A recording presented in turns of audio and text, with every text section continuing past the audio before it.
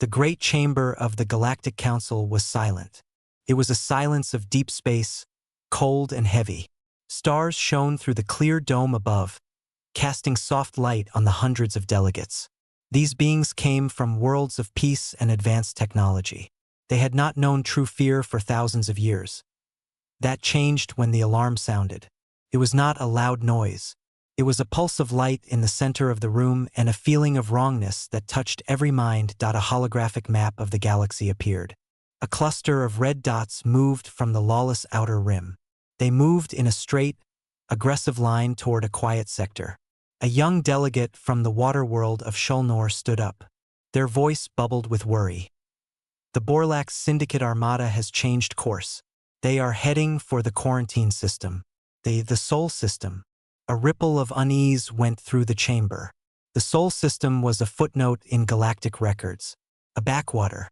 A planet called Earth, classified as a pre-contact developing world. It was under a standard quarantine to let its species grow without interference. It was not important. Why? Asked the delegate from the insectoid hive of Clicks.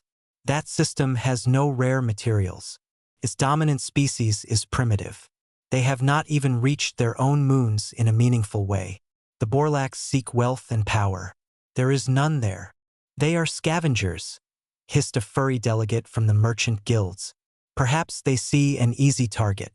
A planet to strip for basic metals and water with no one to stop them. A proposal was made. They would open communication.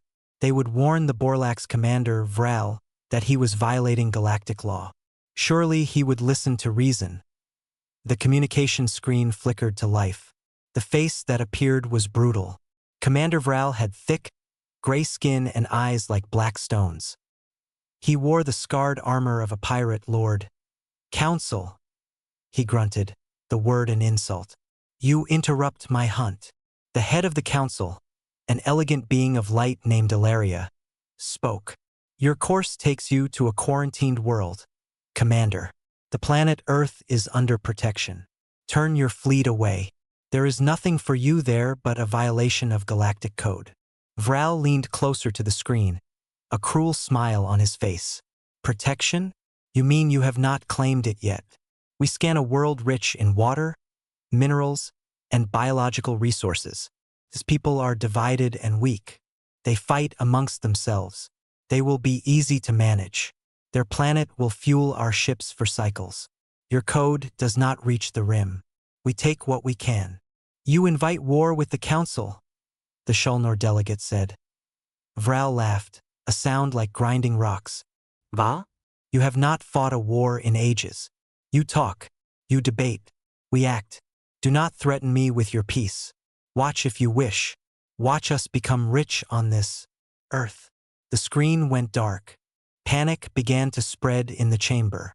Debates erupted. Some demanded a military response.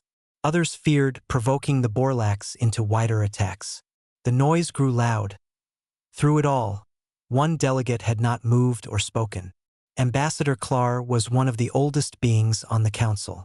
Their species was ancient and serpentine, with wise, tired eyes. They watched the chaos with a calm that was not peace, but deep, ancient dread. As the shouts continued, Klar slowly uncoiled their long body and slid from their seat. No one noticed them leave the main chamber. They moved down a silent hallway to a part of the station few remembered. A vault door, marked with old warnings, recognized Klar's biological signature and opened with a sigh. Inside was not a room of light, but of shadows and stone. This was the Forbidden Archive. Here, the galaxy kept its worst memories. Klar moved to a central console.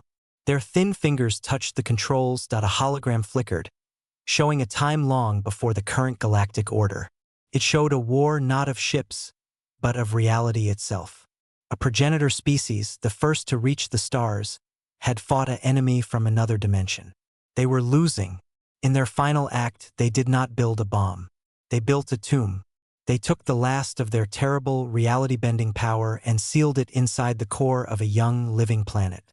A planet they then seeded with a special kind of life. This life would act as a living lock, a dampening field. Its collective mind would keep the terrible power asleep. The planet was Earth. The life was humanity. The quarantine was not for humanity's protection. It was the galaxy's most important secret. Humanity was not a primitive species. They were caretakers of a sleeping god. Their anger, their creativity, their dreams, and their wars were all ways to release tiny bits of psychic pressure, to keep the lock stable. The records showed a single, strict rule. Under no circumstances shall the subjects experience a species-level extinction event or profound, unified trauma. The dampening field may fracture. The lock may break. Clar watched the ancient footage of Earth, green and blue. They saw humans unaware of their cosmic purpose. The Borlax were not just invading a planet. They were marching, with brute force and ignorance, toward the galaxy's most dangerous weapon. And they were planning to cause exactly the kind of trauma that could shatter the lock. Back in the council chamber, the debate had reached a fever pitch. Clar returned. All eyes turned to the ancient ambassador. "Ambassador Clar," Ilaria said, relief in her voice, "your wisdom is needed. How do we stop this?" Clar looked at the star map, at the red dots nearing the small blue world. Their voice was a dry whisper, but it carried through the entire room. "We do not." Silence fell. "What do you mean?" the merchant delegate asked. Clar's ancient eyes held a terror that was contagious. "We cannot stop them. Any direct intervention risks what we seek to prevent. We must watch and hope that the lock holds."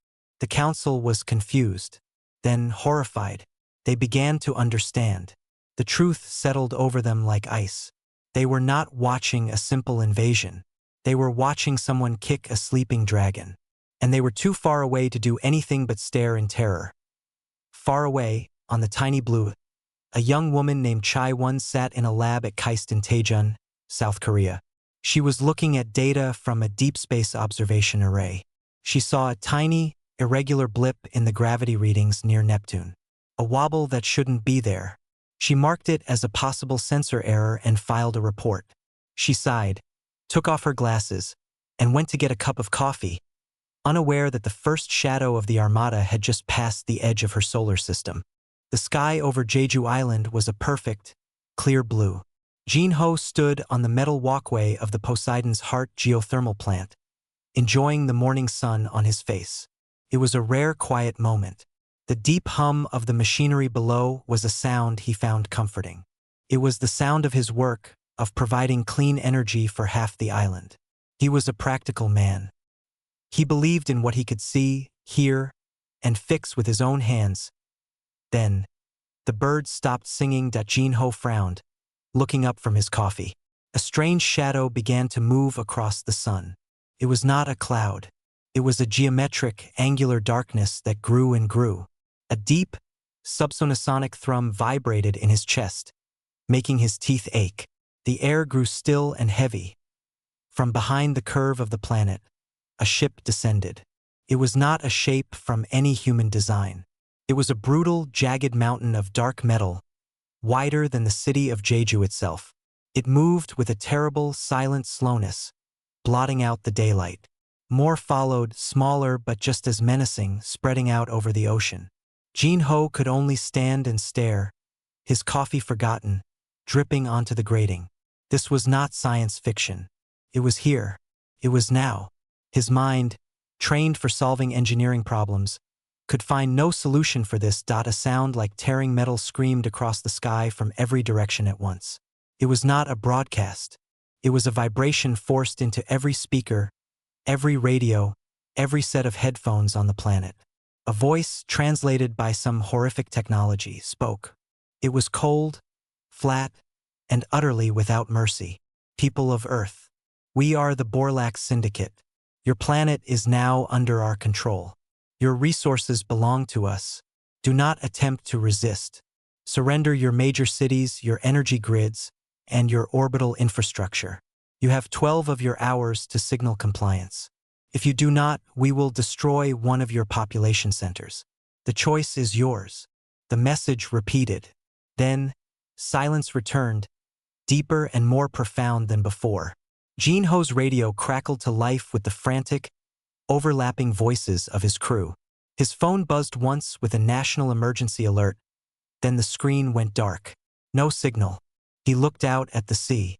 The dark ships hung there, unmoving. World renders, waiting to begin their work. In Busan. Sumin was thrown from her chair. The vibration shook her entire high-rise office building. The wall-sized digital screens in the data hub flickered and died. The constant, gentle whisper of servers and cooling systems stopped. For a second, there was pure silence in the dark room. Then screams from outside. She rushed to the window. Over the harbor, dominating the skyline, was a ship. It looked like a black dagger pointed at the heart of the city. She saw smaller craft, like sharp metal insects, zipping down toward the port and the communication towers on the hills. Her colleagues were panicking, shouting about phones, about internet. Sumin was a data analyst. Her life was the flow of information. She saw it stop. It was like watching a city's heartbeat flatline. But her mind, sharp and logical, started working. The Borlax would kill global networks first.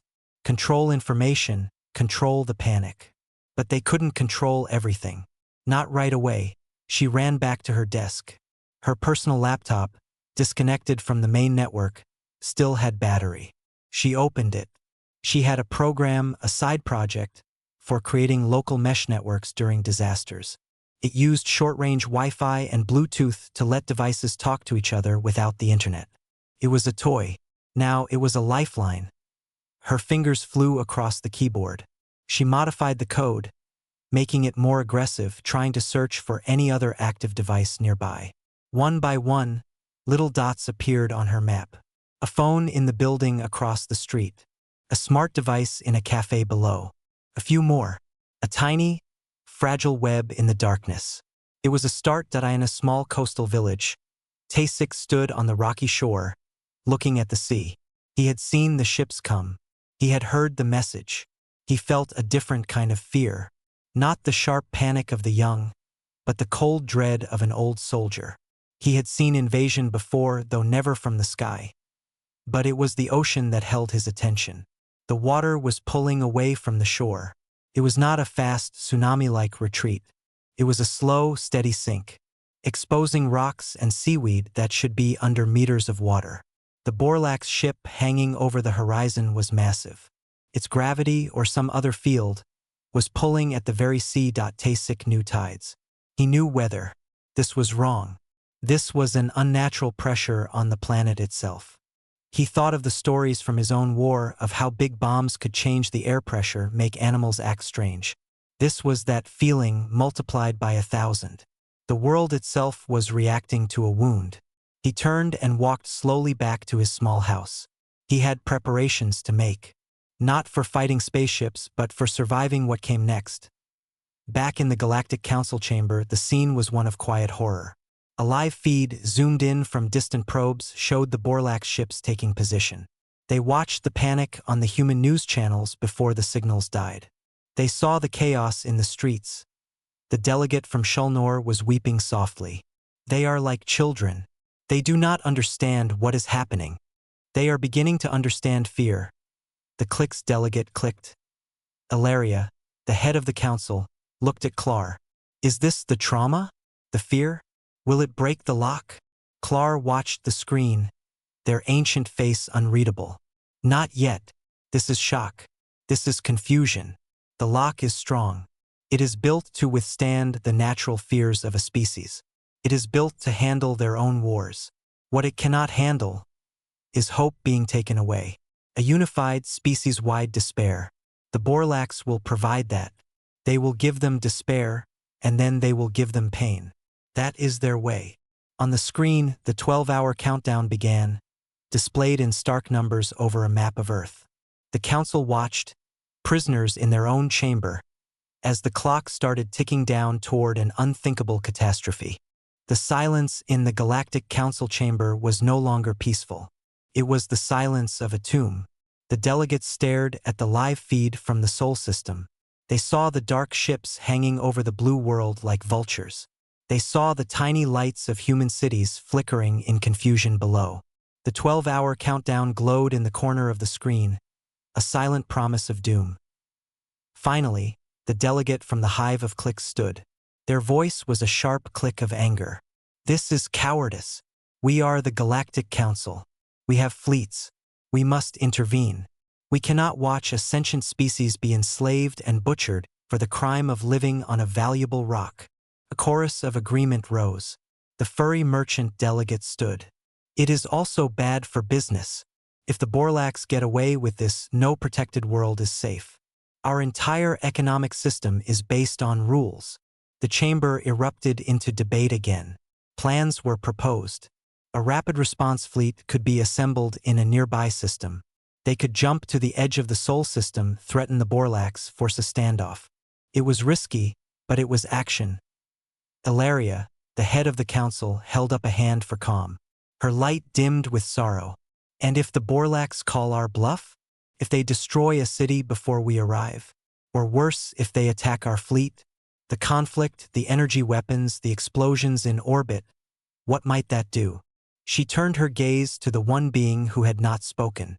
Ambassador Clar, you hold the history. You advise silence. We must know why. We must understand the true danger.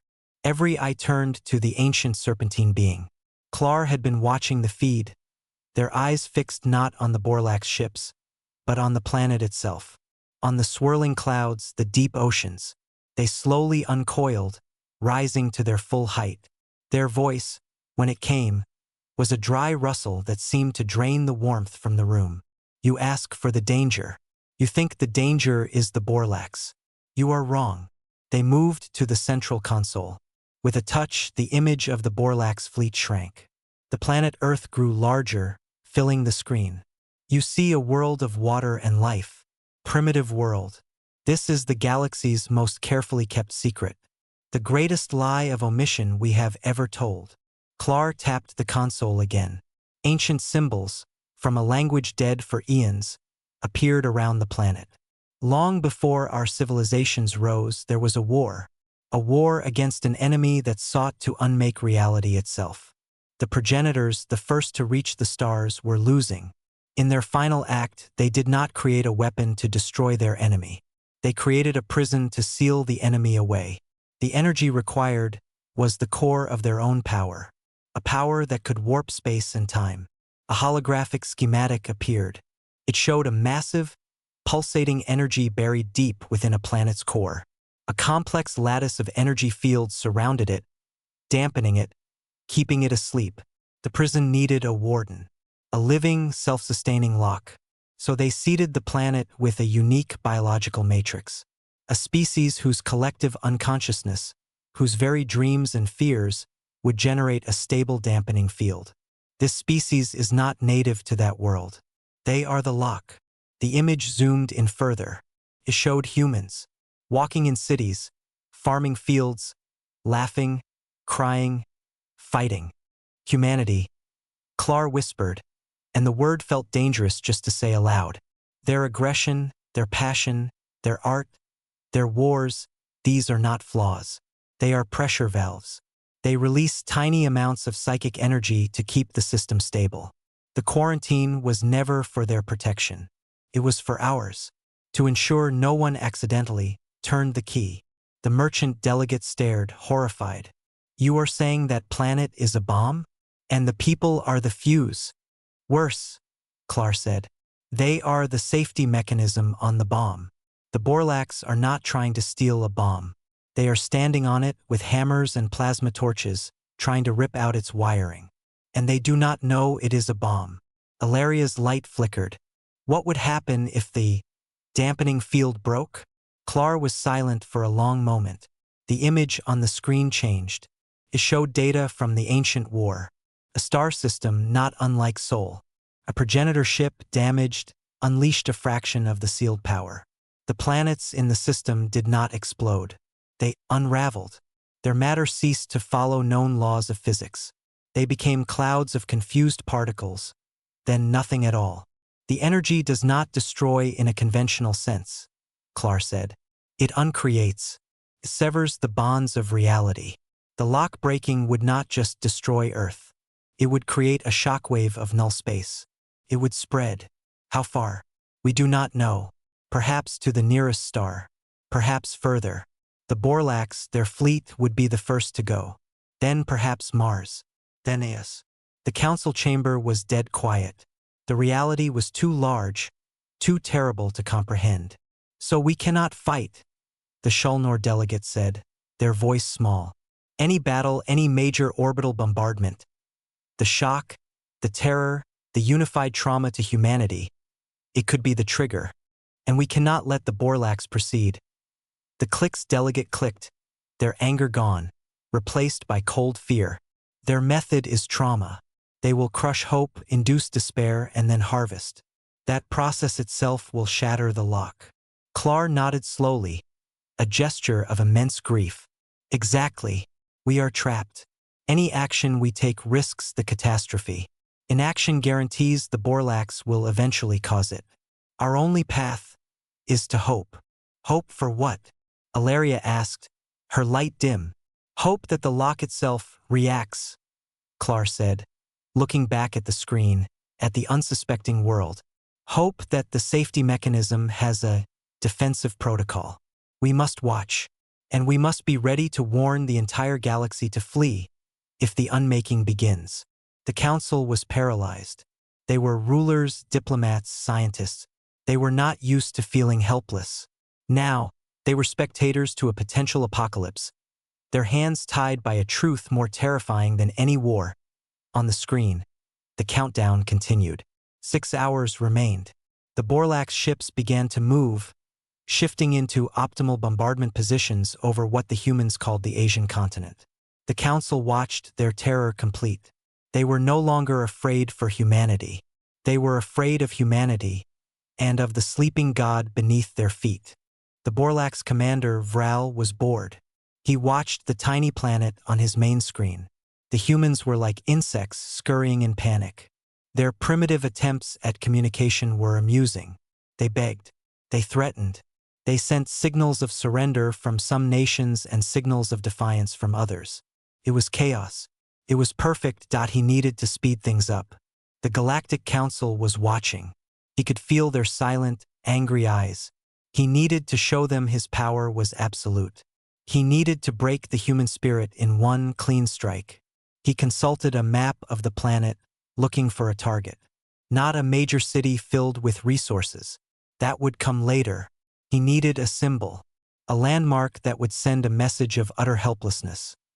His eyes settled on a mountain range on the eastern continent. One peak stood out. It was a volcano dormant. It held cultural significance for several of the local human tribes. It was called Mount Pictou. "Perfect," Vral grunted. "Aim the primary orbital cutter. Target the summit. Leave the base intact. I want them to see the stump." On the ground, time had lost its meaning. The world held its breath. In his control room at the Poseidon's heart plant, Jinho was fighting his own battle. His crew was terrified. Some wanted to run. Others sat in shock. But the plant was still online. It was still providing power to the shelters in Jeju City. It was a thread of normalcy. "We have to shut down," his assistant, a young man named Min, said, his voice shaking. "If those things attack the grid, a surge could blow the turbines. We could destroy the whole plant." Jinho stared at the monitors. The deep Earth readings were going crazy. The geothermal vents, usually stable, were showing massive pressure spikes.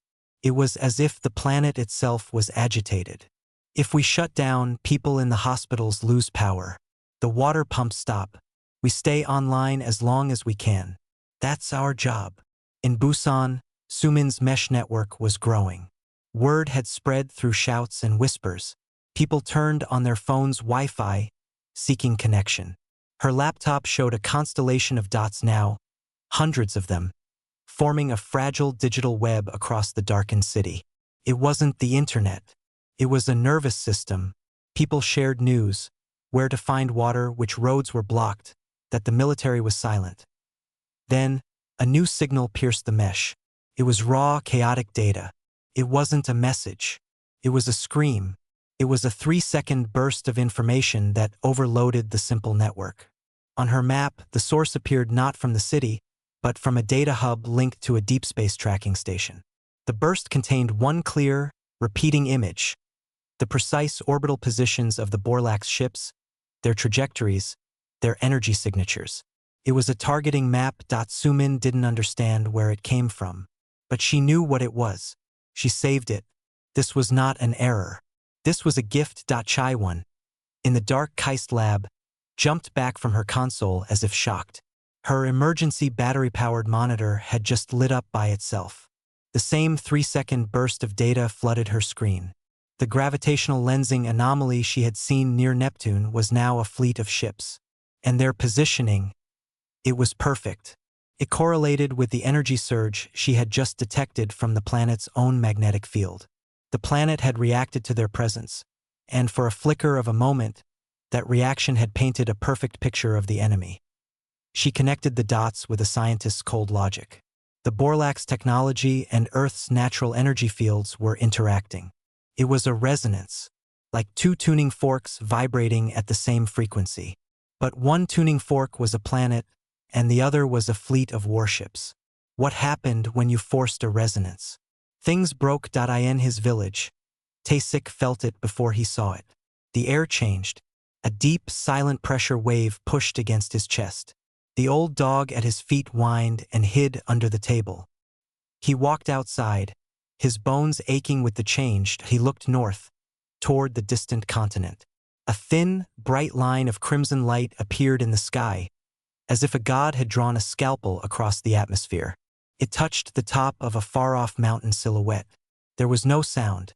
No explosion. The top of the mountain simply ceased to exist. Perfect, clean slice. The severed peak did not fall. It vaporized into a cloud of fine, glowing dust that hung in the air. Lit by the setting sun. It was the most terrifying thing Taesuk had ever seen. It was not violence. It was erasure. The seismic shockwave arrived seconds later. The ground rolled under his feet like a slow ocean wave. Windows in the village rattled. It wasn't the hard, sharp quake of an explosion. It was a deep, mournful groan from the planet's bones. And in that moment, across the world, 7 billion people shared a single, unified feeling. A profound, soul-deep violation. Their home had been scarred with impossible indifference. The Galactic Council. The silent watching ended in a collective flinch. They saw the beam. They saw the mountain top disappear.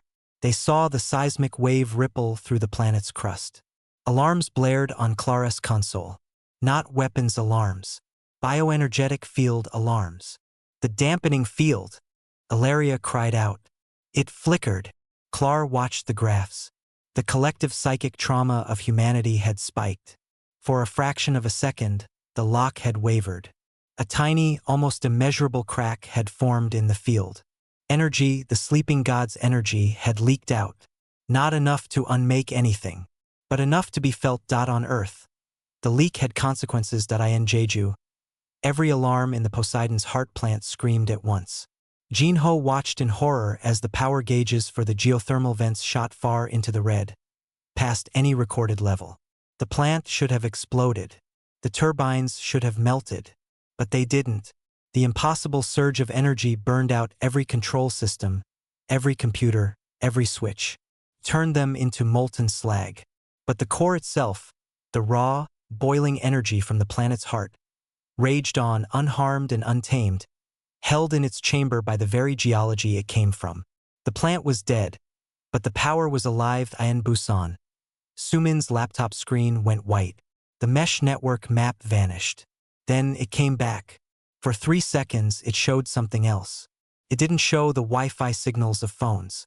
It showed the entire city, the continent, the planet, pulsing with a faint, greenish light.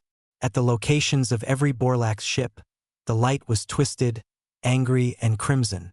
It was a picture of the planet's pain and the source of the wound. Then her laptop died. Its circuits fried. Chai-1 saw it on her screen too. The resonance. The leak had made it visible. The planet's energy and the Borlax ships were connected now by a thread of violent interference. It was a loop. Taesik, standing on the trembling earth, knew one thing from his wars.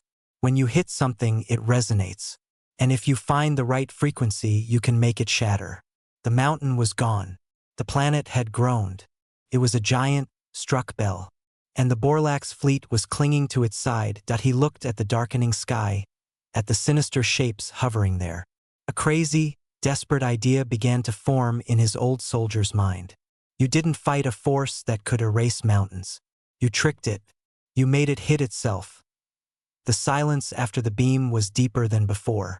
The message was clear. Resistance was not just futile. It was meaningless. Humanity had been put in its place. Commander Vral smiled, satisfied. The next demand would come soon. They would surrender now. But in the control room of his flagship, a minor technician frowned at a sensor readout. For a nanosecond, the scan of the planet's energy grid had shown an impossible spike. Then it was gone. He marked it as a sensor ghost, a reflection from the weapon's discharge. He did not report it. The dampening field had stabilized, the crack sealing shut. But it had opened. For the first time in millions of years, the lock had rattled in its frame. On Earth, for people, scattered and unaware of each other, had seen the ghost of that rattle. And they were not broken. They were angry and they were thinking. The world was in shock. The erasure of Mount Pictou was not just an attack. It was a statement.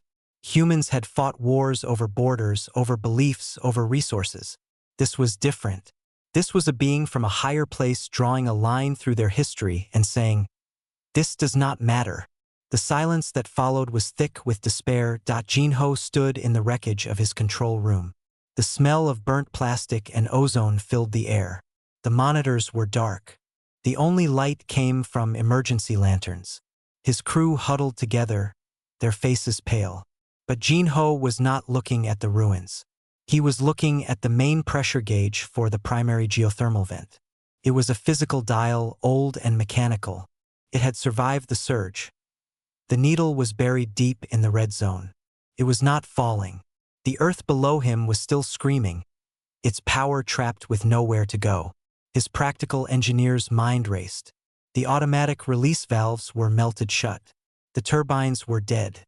But the energy was still there, building up. It was like a pot on a stove with the lid welded closed. Eventually, it would explode and take the whole island with it. Unless he could find a way to release it.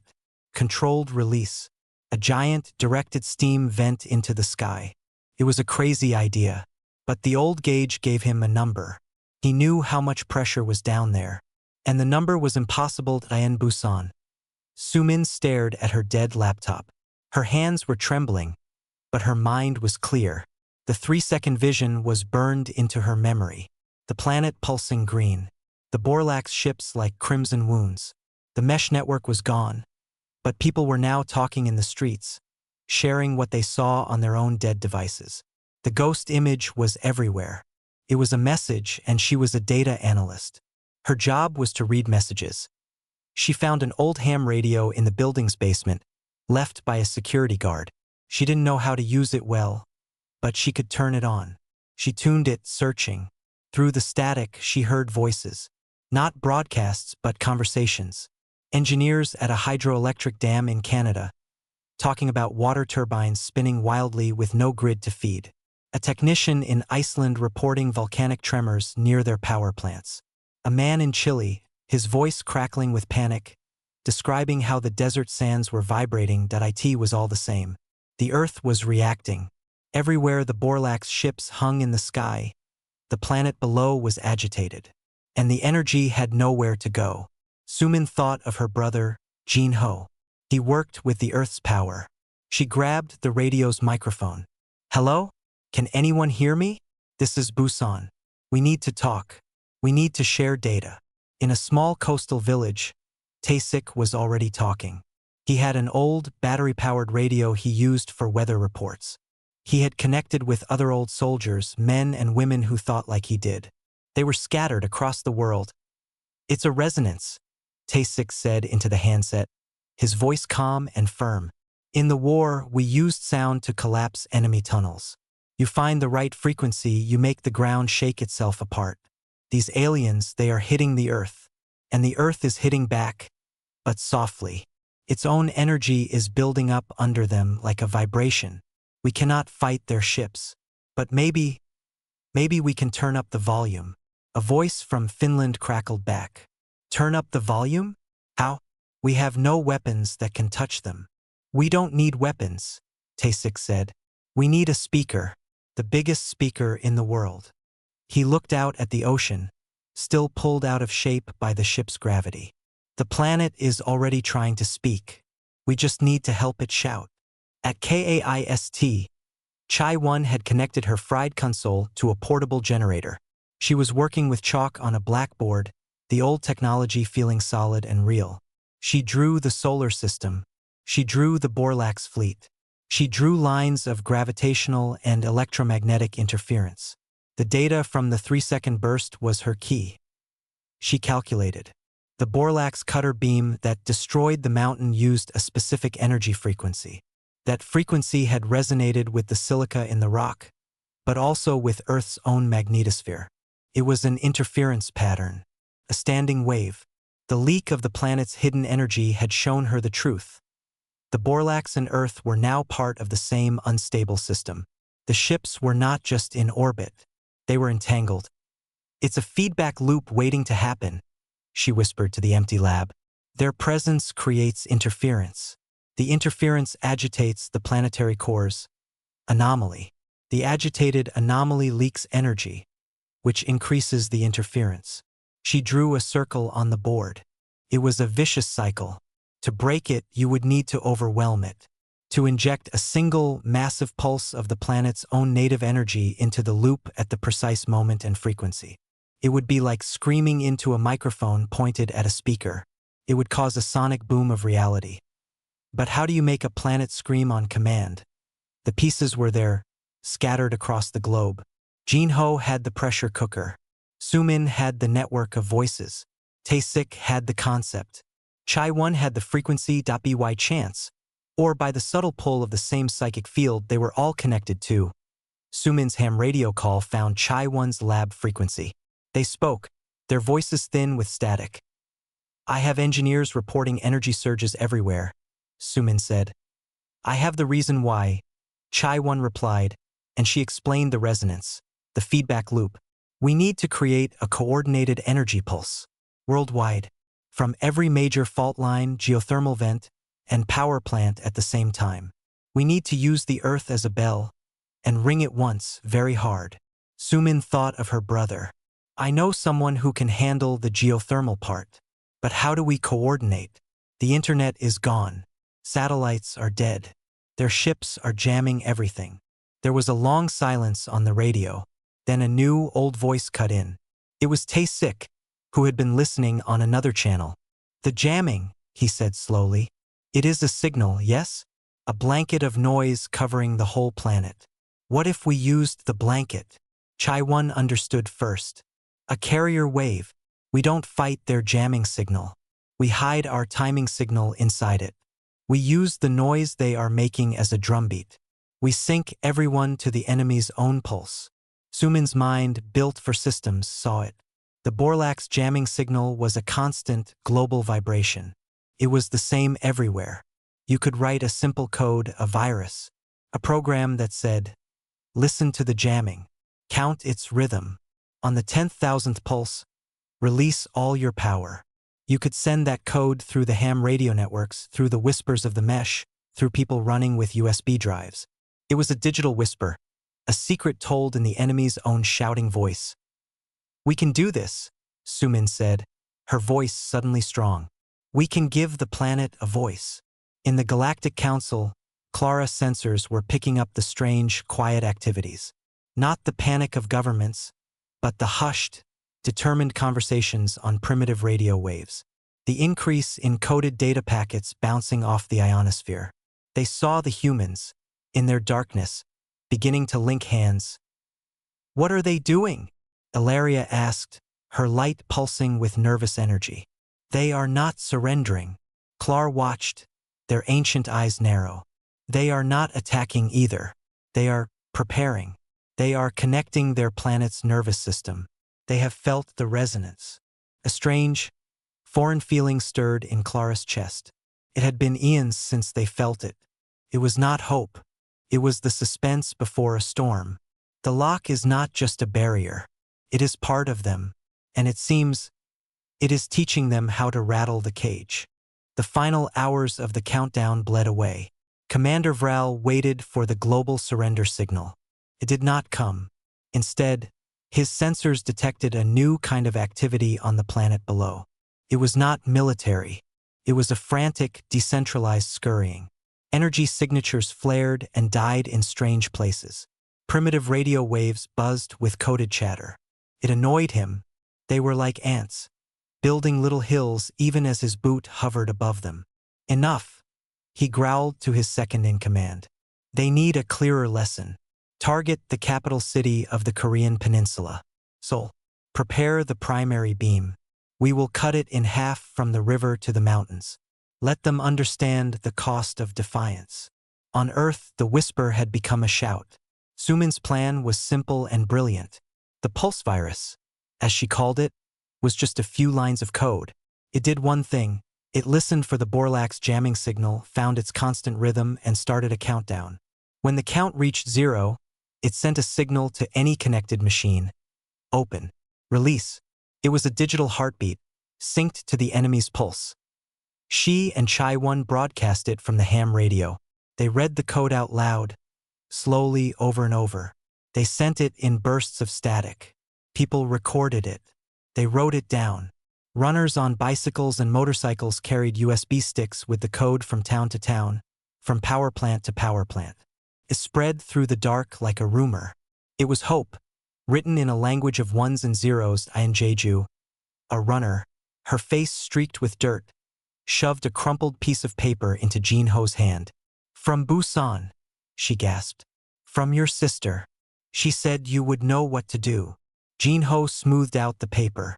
It was the code, and a note from Sumin explaining the plan. He looked at his dead control room. He looked at the old pressure gauge, its needle still pinned in the red. To do this, he would have to manually override the melted safety systems. He would have to open the main release valve by hand, from inside the steam chamber. It was suicide.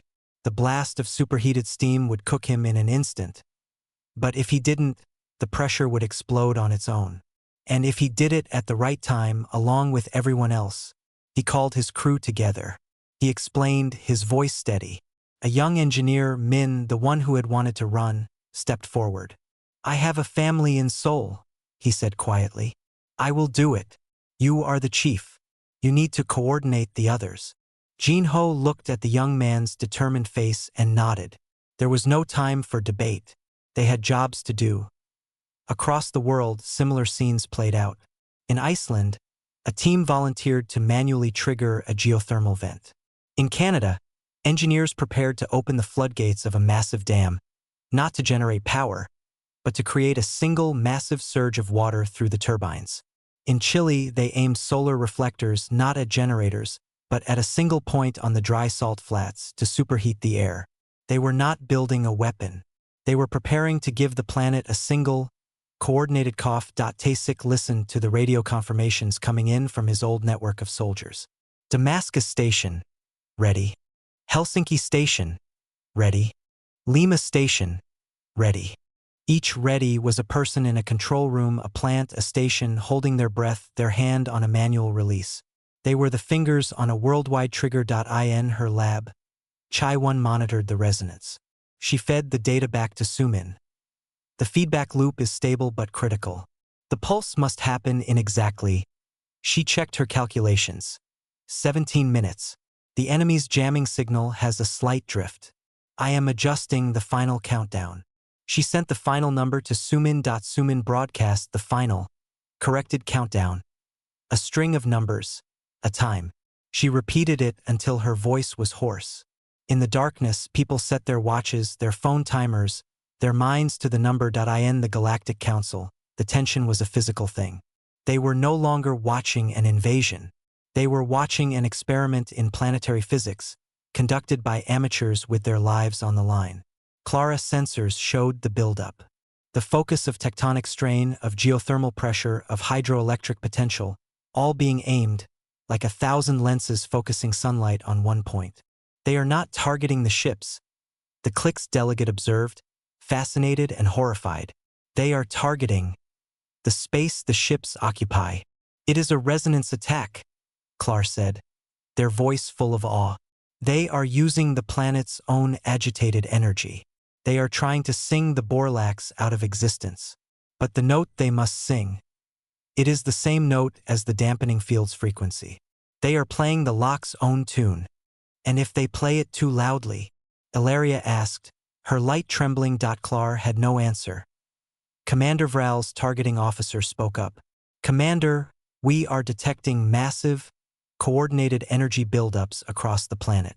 Geothermal, hydro, kinetic. It is unusual. Vral snorted. They are trying to throw rocks at us with their catapults. Pathetic. Is the beam ready for Sol? Ready, Commander. Then wait, the sensor officer yelled. The energy signatures. They are not weapons. They are all pulsing. In unison. They are synchronized to our own jamming field. Vral leaned forward, a cold knot forming in his gut. That was not pathetic. That was clever. Fire now. Fire on Sol. But it was too late. On Earth, the final seconds ticked down. In the steam chamber of Poseidon's heart, Min held a giant manual wheel. He watched a digital timer, synced to Sumin's countdown, taped to the wall. 5, 4, 3.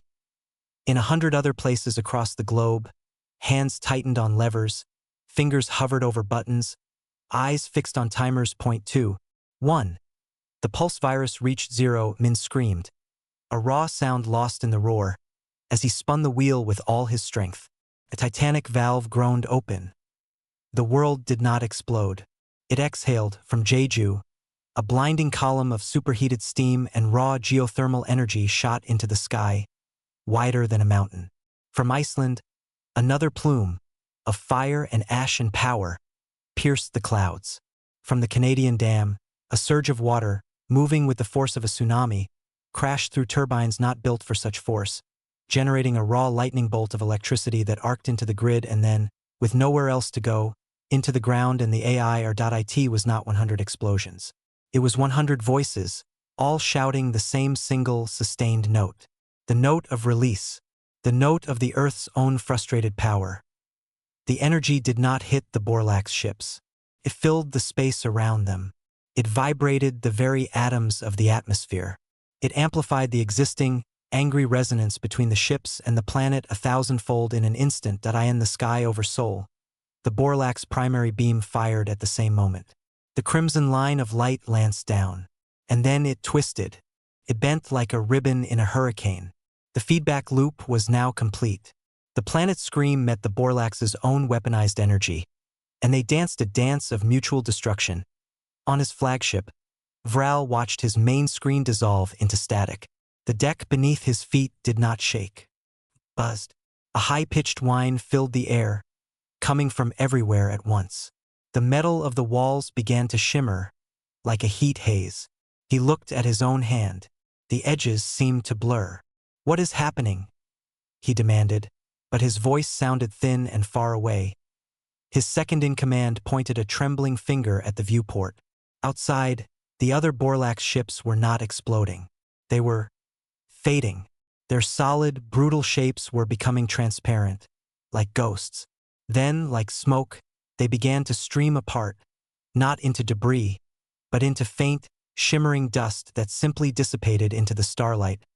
The unmaking had begun. The light show in the sky ended as suddenly as it had begun. The columns of steam and energy faded. The unnatural vibrations in the air stopped. An eerie, profound silence settled over the earth, deeper than any before. The constant, oppressive thrum of the Borlax jamming signal was gone. The only sounds were the wind, the distant crash of waves slowly returning to normal, and the confused cries of people in the sky. There was nothing. No monstres chips. No crimson beams. No sign of the Borlax syndicate at all. It was as if a bad dream had been wiped clean from the heavens. Stars shone through, clearer than they had in days, on the ground. The aftermath was one of darkness and bewilderment. Power grids were shattered. Cities were blacked out. Communications were still a mess. But the fear had shifted. The terror of the invader was replaced by the confusion of the survivor. What had just happened? At the Poseidon's heart plant, Jinho rushed into the steam chamber. The air was still hot, but cooling fast. The roar was gone. He found Min slumped against the wall, his clothes soaked, his skin red from the heat, but alive and breathing. The young engineer looked up, his eyes wide with shock. "It worked," he croaked. "I think it worked." Jinho helped him up. They walked outside into the dawn light. The sky was empty. Jinho, the practical man, had no explanation. He had simply turned a valve. The rest was a mystery in Busan. Sumin's radio was filled with voices, but they were no longer panicked. They were questioning, wondering, "Did we do that? What did we do? Are they gone?" She had no answers. Her code had been a timer, a heartbeat. She did not understand the song the heart had sung. Chai One sat in her dark lab. Her calculations spread before her. The resonance graph on her blackboard showed a spike of impossible magnitude, then a flat line. The feedback loop had not just been broken. It had been overloaded and erased. The Borlaug's energy signatures were gone. Completely. It was as if they had been subtracted from reality. She understood the physics of it, but the result felt less like science and more like a magic trick performed by the world itself. Tae-sik stood on the shore. The sea was returning, rushing back to fill the space it had lost. It was a natural correction. He watched it, his old soldier's mind quiet. His idea had been sound. Make the enemy's own presence their downfall. But the scale of the result, it felt disproportionate. It felt like they had tapped a well far deeper than they knew. He felt a strange, humble fear, not of the aliens, but of the home he had just helped to defend. In the Galactic Council, the silence was absolute. The live feed showed an Earth emerging from shadow, its skies clear. The sensor logs replayed the final moments. The Borlaug's fleet's energy signatures did not explode. They unraveled. They faded from existence, atom by atom, in perfect silence. The council delegates stared, their forms rigid with a terror that had shifted into something like religious awe. They had witnessed an extinction, but not a battle. An unmaking. Ilaria finally spoke, her voice a faint whisper. The dampening field? Clar was studying the data. The bioenergetic readings from Earth were spiking, but not in trauma. They were spiking in relief, in unity, in triumph. The psychic pressure valves were wide open, releasing the stress in a healthy, directed way. The lock was not broken. It had been used, intentionally. The field held, Clar said, their ancient voice filled with a new kind of respect. It did more than hold. Responded. The safeguard did not just defend itself. It allowed its components to activate a defensive protocol, a resonance purge. The humans did not fire a weapon. They sang a note, and the lock sang with them, using their voices as a channel to delete the infection. The merchant delegate trembled. They have that power? At their fingertips? No, Clar said, turning from the screen. They do not have the power. They are the conduit for the power. They are the living fuse, and they have just shown they can choose what to burn with their spark without blowing up the vault. That is far more remarkable and far more dangerous. What do we do? The Shulnor delegate asked. Clar looked at the blue world on the screen. We do what we have always done. We quarantine. We watch. But we update our records. Humanity is not a pre-contact, developing species. They are, effectively, the guardians of a cosmic prison. And they have just passed their first unconscious test. We do not approach. We do not provoke. We hope they never, ever learn what they truly are. Back on Earth, in a blacked-out apartment in Busan, for people met for the first time. Sumin had found her brother Jinho. He had brought Min, the young engineer. Through the ham radio network, they had located Chaiwon and, to their surprise, an old man named Tae-sik who had arrived on the back of a friend's truck. They had no power. They had little food. They sat around a single candle. There were no grand explanations, no celebrations. They were exhausted, covered in soot and sweat. "My turbines are gone," Jinho said simply. "The plant is finished." "My data is all gone," Chaiwon said, pushing her glasses up. "My network is quiet," Sumin said. Taesik just nodded, looking at the candle flame. They shared a simple meal of cold rice and canned fish. They did not talk about the science or the miracle. They talked about repairing the water lines, about checking on neighbors, about the long work ahead in the dark. They were not heroes who had saved the world.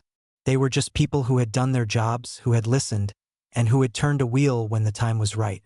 The true mechanism of their victory was a mystery to them, hidden in the bones of their planet and the fabric of their own souls. Above them, through the broken window, the stars shone. They looked the same as they always had. But in the vast, silent chambers of the Galactic Council, those same stars were now markers of a new, terrifying border. A line drawn around a quarantine system not because it was weak, but because it contained the universe's most potent, most unstable secret. A species of gentle, unaware keepers who had just reminded the galaxy that even a lock could bite.